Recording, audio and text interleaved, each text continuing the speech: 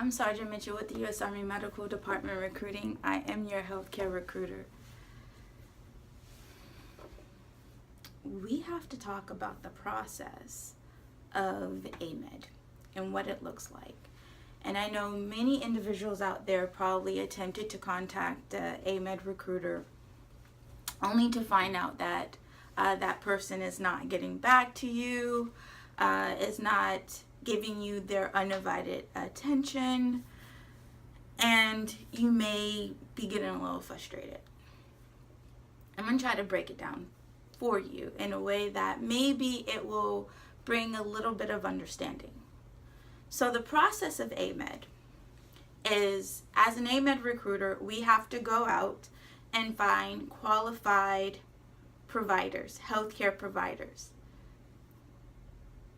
And the number that we are recruiting and the number that we're looking for is not that of our other counterparts of the recruiters that you're usually seeing on TV. Be all that you can be in the United States Army, and they're recruiting individuals at a high school and other areas of concentration. But for AMEDD, we are looking for the top of the top.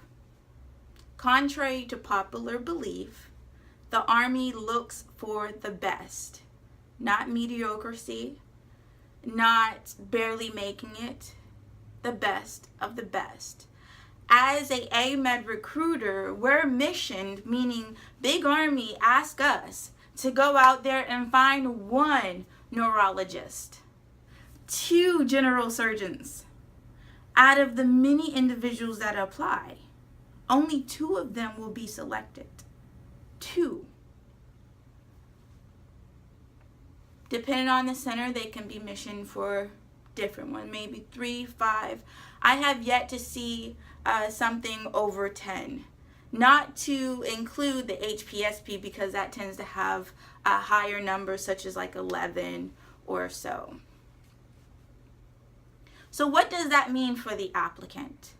The applicant has to be professional. Attention to detail is everything. Everything. And it will make or break you. Sometimes at the board, the only deciding factor is how well you scanned in that piece of paper. How well your packet looked. It's that competitive. The process includes contact an AMEDD recruiter such as myself. Agree to process, meaning that I agree to process for a position in the United States Army Medical Department. Supply your source documents to include birth certificate, marriage license, professional licenses, board certificates if that applies to you. All the requirements necessary to build that packet. It's a lot. It's a lot because you are competing for a commission in the United States Army Medical Department. Now, the first step will be the CV. The CV is the determining factor. Above anything else, you don't even need your social security card or birth certificate or passport to start your CV. The CV is like your resume, but it accompanies other documents such as a copy of your licenses, your board certifications, as well as your transcripts. All transcripts. Now, the problem with the transcripts is that individuals like to omit transcripts. But when they come to me and I do that review and I see that you had a transfer from a school, I need that transcript too. So the more you start to omit things from your CV and we catch it, it becomes a little bit problematic, and that's why we have to reach back out. Why are we going to do this? Okay, if this is what you want, make sure that you have those source documents in order to get where you need to be. You are applying for a position, meaning all your documents need to be there. Once your documents are together and we build a packet, As your recruiter or your recruiter, we will do prime source verifications, make sure that you are not a sex offender. We got to do the sex offender report.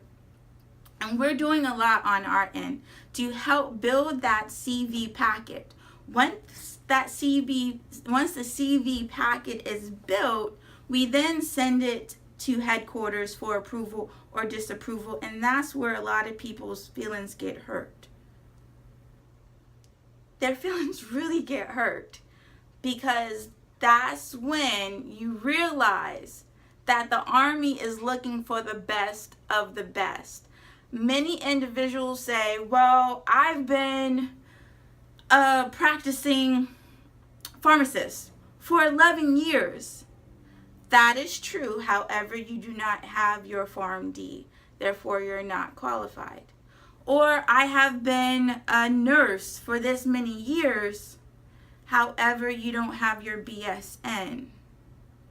As well as your patient population doesn't meet the requirements of the Army. You gotta be advanced, work in the ER.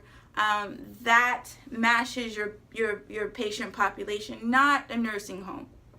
So if you're a nurse working in the nursing home, chances are you're not going to be competitive enough to get the spot in the Army Nurse Corps. It is very competitive. So when you're contemplating, is this for you? I need you to ask, do you have those professional certifications, licenses in order for you to compete? Now I have to go back to the CV. The CV is that point of when, of if you're going to make it or not, if you're going to be approved or disapproved. So you need to write that description appropriately. Identify what was your patient population. How many years, what was your duties and responsibilities? And secondly, I need you to have attention to detail on the date. We need month, day, year. A lot of individuals are sending me month and then year. Month, day, year. If you're one of my applicants, I've sent you the CV template to kind of make it really easy for you to make sure that you have all those requirements that we are looking for. It is a very arduous process. So let's go into talking about the different types of applicants. The ones that make it and the ones that don't. As a recruiter, I know the ones that's gonna make it, and that person tends to look like this. Hey, I agree to process, Sergeant Mitchell. I have done my research. However, I do have one or two questions. Can you clarify that for me? I sure can. Here's all my documents to include my transcripts, my birth certificate, my driver's license, my marriage licenses, all the documents that you are requiring from me. Here you go. Thank you very much. Everything is dressed right dress. Everything is in the right format. And as that recruiter, I know, yes, the likelihood of that person going to make it to the board and be selected is very high. They know what they want. They are professional. They've done their research and they got all the stuff needed. They even come dressed, looking very professional. When I see an applicant like that, I get excited because I know that that person means business. And then that person more than likely will contract for a commission. Now we have the other person. Hey, Sergeant Mitchell, well, can you tell me a little bit about the Army? I can. The Army is very old and it has a lot of branches. Well, when's the likelihood? Like, when am I gonna deploy? Chances are you might. Everybody might. You might not, or you might. I don't know. So do you need all of my transcripts? I do need all of your transcripts. Okay, well, I'm not sure if this, okay, all right, cool. Here's my resume. That's not really what we need. Okay, thank you though. Thank you for applying. It's like this is an ongoing thing, like back and forth, like ping pong.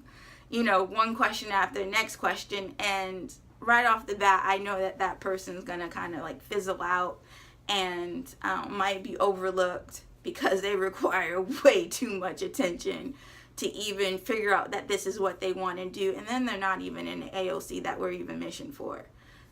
That's what you might be feeling if your AMEDD recruiter is not talking to you or not getting back. One, it could be we're not missioned for you. Two, you might require too much attention.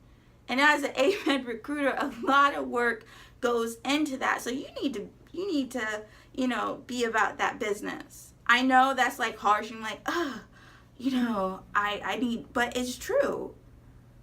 That's a lot of attention. You know, like you are applying for a job. Do you apply like that to civilian jobs? Because if so, oh my goodness. Wow. Those type of applicants, chances are, will not make it. The ones that we need are the ones that means business.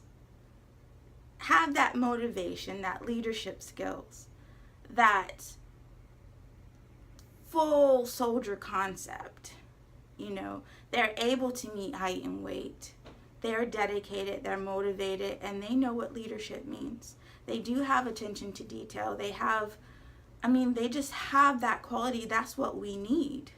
So yeah, you have that training, but however, can you pass the physical?